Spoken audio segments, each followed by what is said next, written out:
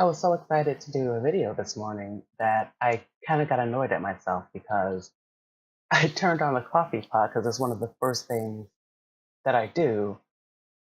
And then I had to wait for the sound of the brewing to stop so I could even do this video. It's probably a good problem to have, though.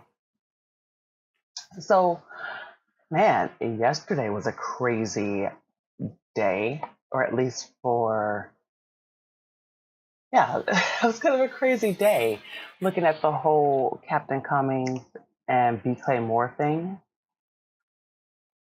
I I do say I don't like to get into drama, so I'm not really going to talk much about it, but I'm just baffled by the fact that a man who has not fulfilled a project in years because he was supposed to have completed it in 2016. It's now 2018. Nothing has happened, but that you would think that you have any right to get on your high horse. I don't get it. I don't get it. I was having a conversation yesterday, and the more I started talking about all these things going on, and the more I started thinking about it, it's sort of like it goes back to the concept of um, in storytelling, the idea that the villain thinks they're the hero of their own story. And this is clearly a case. Like these crazy SJWs, with their bullying and they're trying to police the industry and, trying to force everyone to do what they want them to do, they think they're the hero. But when everyone looks at them, it's very easy to see that they're the villain. And at some point, at least when you look at fiction and stuff like that, at some point, there's some understanding that even in the villain, they kind of, even though they're the hero to themselves, they kind of know that that's not the way that other people see them. These SJWs are so delusional that they can't even see how their tactics make them villains. It's nuts. It's nuts. And it's probably part of the reason why I'm just content to stay way far away from Twitter because I got tired of it. I got so tired of it. Just as a regular person, you know, you want to go to social media because you want to, look at updates of, the people that you like. I think everyone likes a little bit of drama, but, certainly after the election and the meltdown that happened after the election, yeah, that was a little bit of fun for a while. But my God, when they just didn't stop, it's like, come on, the election happened in 2016. Like, it's now 2018. Get over it. Just get over it. But the fact that they're so insane that they just refuse to get over it. And I know that I've mentioned it before because there have been authors that I've read and I've enjoyed their books, and their books were relatively apolitical, even though there were elements of liberalism in it. And, after the election and stuff like that, it got too much because everything was about their brand of politics. Everything was about forcing people to their way of thinking. Everything was about preaching at the audience. And it's sort of like I've mentioned before where I've done things where, like, my things have never been political. I'm conservative, but I'm much more, because I'm a Christian, I'm much more of a social conservative in that I want Judeo Christian value systems. And I want to be able to live and abide by my Christian value standards. And, I think the world could benefit more from people living Judeo Christian values. But I can't force people to do it, and I don't try to force people to do it. But I do believe in presenting a different image. And so, yes, I've had characters where nothing has been political, but, they have talked about, living by certain standards and, you know, just living by those standards, not that they want everybody to do it, but just their but just their thoughts on why they think some of the world is the way that it is, which is things that I've done all the time. And I never have wanted to be in a place where I've sacrificed good storytelling for preaching what I believe. And so, I have mentioned before that sometimes even creating characters like that tended to make me a little bit uncomfortable because I knew that they would not be well received. And even though I did it because, I do believe that, diversity of thought is incredibly important. And part of diversity of thought is creating characters who believe certain things. Like everyone can't be, crazy liberal all the time and talking about the evils of conservatives. And yes, I've read plenty of books that have been the villain has always been a conservative, and that's always annoyed the crap out of me because it's sort of like I don't think you people have ever met a real conservative. I think, you know, and if you have, you probably, because you're so hyped up on what you believe that a conservative is, you probably have no concept that we're just normal human beings. So it makes it uncomfortable, and it makes the world that we live in really uncomfortable. And I kind of don't like that. I think that that is really bothersome, and it's bringing things to a place where I don't think anybody is completely, well, people aren't normally completely happy anyway, but certainly it is, bringing people to a place where where it's sort of like, bear with me as I think my way through this, because like responses of people in this are really kind of going probably one of three ways, but really more one of two ways. Because I do think that people who get angry and get frustrated, it really sort of brings them a place of doing action. Part of me doing the YouTube channel, part of me of taking my writing seriously and stuff like that is because I've grown I've grown completely frustrated with the climate of the SJWism, and you know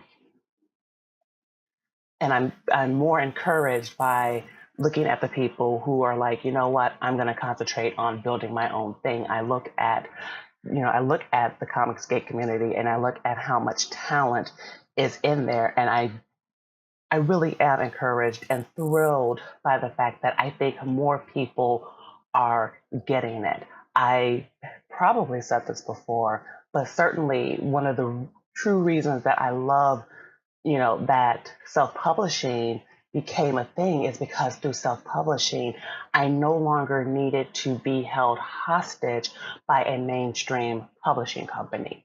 And, then I never have to risk being scrutinized by, liberal people or SJW people who then want to police my work, who then want to infect what I do with their brand of politics. And, and so having that complete level of freedom really is freeing because it allows you to concentrate and do what you love. And inevitably, doing what you love allows everything to come out much better than anything that you would do for the sake of another.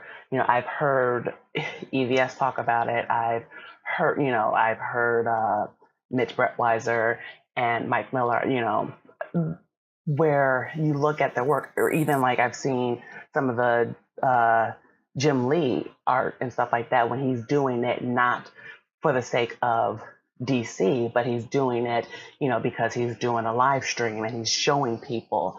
And it's amazing how when you're doing something because you desire to do it, how much better your art is. And I guess one more story before I get before I really get into what I really wanted to talk about, because I just, this weekend was actually kind of a great weekend for me because, I had a plan where I was going to sit and I was going to watch some Skillshare videos about inking, because right now I'm like I'm getting the pencil drawing together, but of course the inking is it takes practice, because of course it takes practice. It's art. Everything takes practice. It's no different than writing, where everything takes practice and, good technique and all of that. So I sat, I watched, like video class after video class after video class, because most of them were short.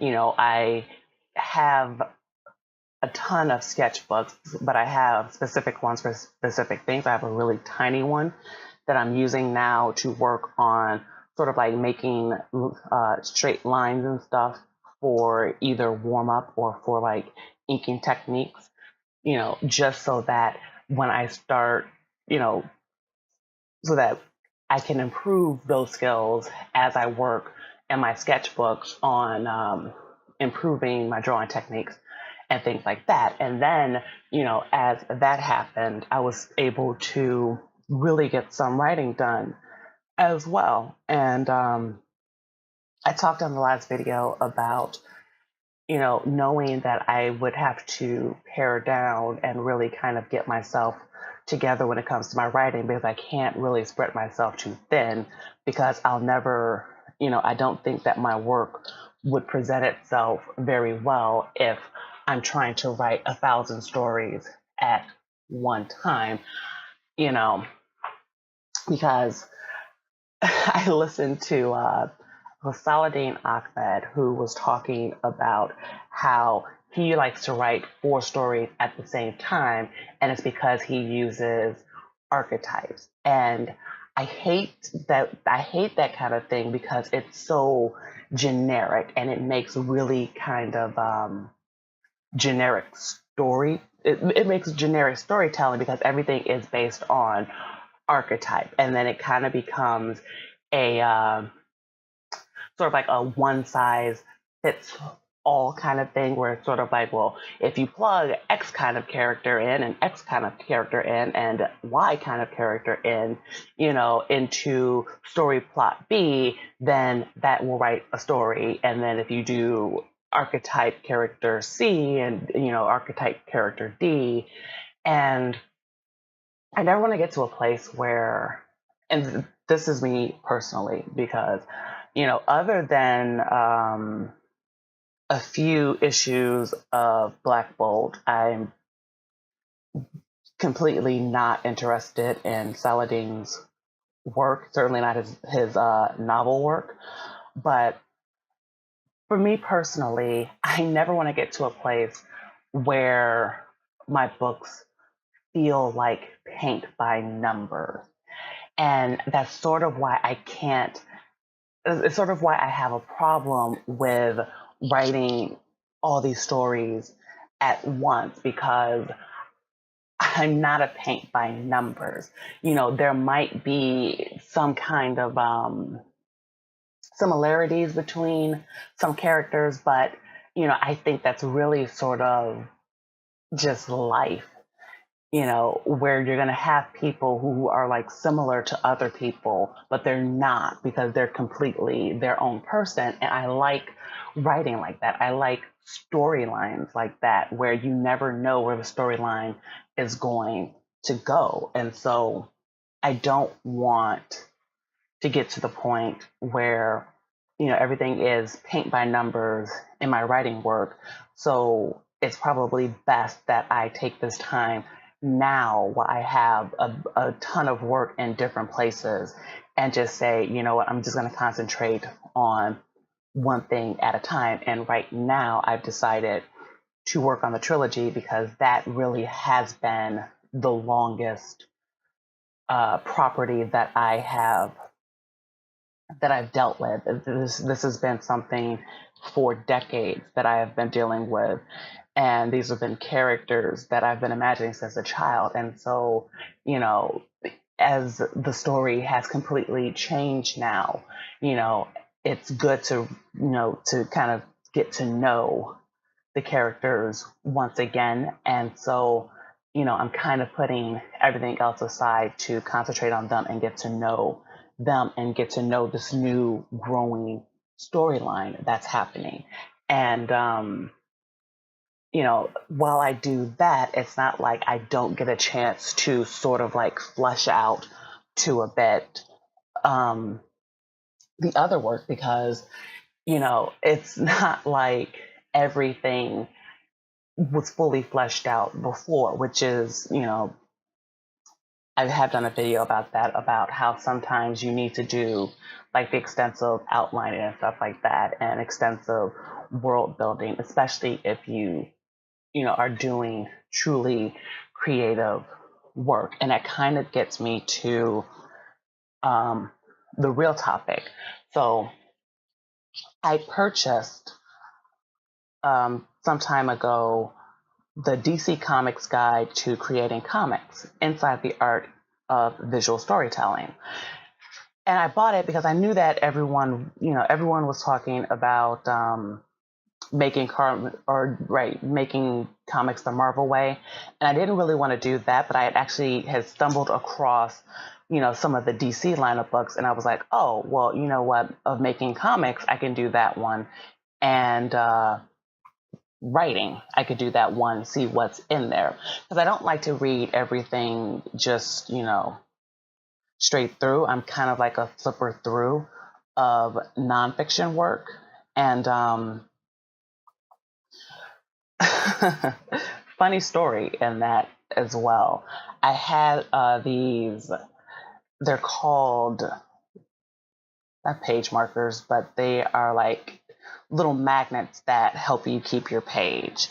And so my poor little page magnet bookmark, when my nephews learned to stand, we discovered something really interesting about the two of them. And, they kind of got like little nicknames because one is Quick Fingers and the other one is Long Reach because my infant nephew, or I guess now toddler nephew, who is a little taller than his brother, it doesn't matter where you put an item, somehow, some way, he always manages to get it. So once I, had caught myself putting the book out of reach, and I come back, the book is on the floor, bent up, of course, because it was babies. And he had been chewing on the bookmark. So now I have little teeth marks in the bookmark. He actually destroyed the other one because he was eating it. And that, I mean, only babies, right? But one of the things that are interesting, and this is from the very first chapter. So, the author, Carl Potts, was talking about and was trying to give the key elements of what makes a comic. And so essentially he came out with an equation, and the equation is you have the narrative plus the art plus sequential visual storytelling, and that equals comics, And so, when he talked about sequential visual storytelling, he's saying it's the art at the heart of comics and other sequential visual media. So it essentially, it consists of, it basically is what people are choosing to show. It's, looking at the angle and the layouts. And essentially it is, it's something that takes time to do, clearly. And, I'm saying that because, of course, as a writer, as someone who is learning to draw and things like that, and as someone who's really interested in comics, and as someone who's doing this channel based off the very concept of talking about storytelling,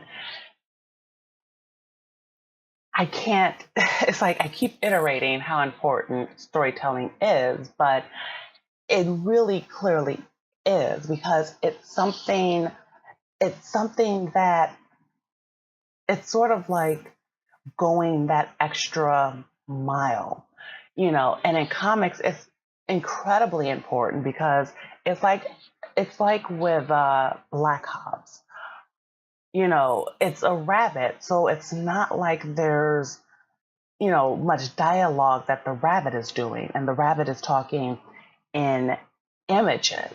And the beauty of that is that the visual storytelling is done so well that even if you don't read the words, you understand the story. And for me, it's like trying to figure out that same kind of idea in just pure writing format, because they say, show, don't tell.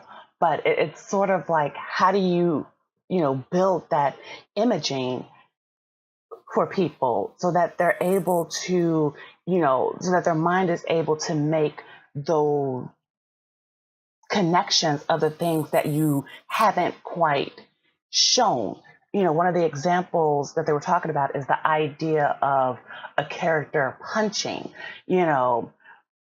and like how it can be tackled, where you might see someone with their fist cocked back in one panel, and then it might be forward in the next panel. And the way that the mind works, it kind of puts it all together so that you're imagining and you're smoothing out the transition, and you're turning it from just like kind of like regular static photos to sort of like a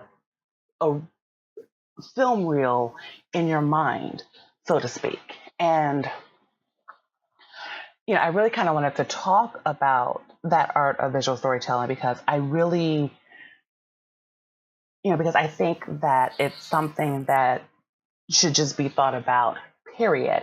Even if you're a regular writer, even if you regular writer, but even if you're like a novelist, or if you do short stories, if you do things that don't involve, just writing, like you want to create something that, and I guess maybe this is how I would look at it and put that as sort of like a visual storytelling as well. What you want detail that is like detailed action that is so vivid that if an artist read your work, they would be able to draw sequences from it. And I think of like what artists did with like Tolkien's work, where they read it and then like you just imagine and dream like fantasyscapes from that, and looking at it that way. And that's kind of like when you begin to think that way, and you begin to think of things in terms of moving images and not just like dialogue and talking heads, because that's kind of like a thing that there's sort of like a thing in the writing community where it's like the idea of like I've read things where there's been so much dialogue where it's so much dialogue that after a while you don't know what the characters are doing. And so the image that they talk about people getting is sort of like the image of just having talking heads, because it's like one person talks and they do a whole monologue. And then the other person talks and they do a whole monologue. And you're kind of like, but is there action in between? Is there a smile? Is there a waiter walking behind them if they're at a cafe? Or, did a noise happen outside if they're just talking in a room? You know, it kind of gets boring after a while because you need to have action going. You need to be having people do things. And yeah, I guess I guess that's why I would see visual storytelling as being kind of important. That kind of idea is that you want people, you want to guide people's imaginations and kind of thing, even if they imagine characters to be completely different than how you see them in your mind. And even if they see, the characters, like the world the characters live in and slightly different than, what you do. And this is for novelists, you still have a responsibility to kind of guide them in that imaginative part. You really want them to, you want them, like you want to create the whole world for them, and you want to do it beautifully enough that that to a degree they kind of want to dream more, or they want more, and that goes so much with everything else that I've been talking about on this channel so far. And certainly, it goes with things in like how do you create a product and how do you, sustain yourself kind of thing, because you always want people to be not just interested, but you want people to share, that interest with other people. Nothing to me is better than some of my favorite writing, because I'll talk to anybody about it. And that's kind of like what you want. And I probably have rambled on long enough, but the piece and the point is visual storytelling, and just thinking about the kind of imaging that we are creating and the kind of imagery that we want our readers and customers, the kind of takeaways that we want them to have as well. And that's why, I really don't see hardcore politics, unless it's a political book, as being necessary for that, because, well, not. I'll say that for another video. Anyway, it's almost 28 minutes, so I will leave it here. Like the video, subscribe, share it, certainly think about it, and by all means, because I'm a creator and I love good creations, create. I would love to see the kind of return to the beauty of actual storytelling. I would love to see a return to that. Nothing would give me more pleasure than being able to just sit down and just devour books again, because the books are so good. And I think to a degree, because of the shoehorned in politics, we've lost a little bit of that. Certainly, I feel like I've lost a little bit of that, because now I can't buy, because now I have to be extra careful in what I buy, because I don't want to waste any more money. But we all should be striving, especially if you're a creator. We all should be striving. And even if you don't think that you're a creator, you might actually have something in you. And so I would just say, just try to create anyway. And, certainly see what happens. Anyway, I will see you in the next video. Bye.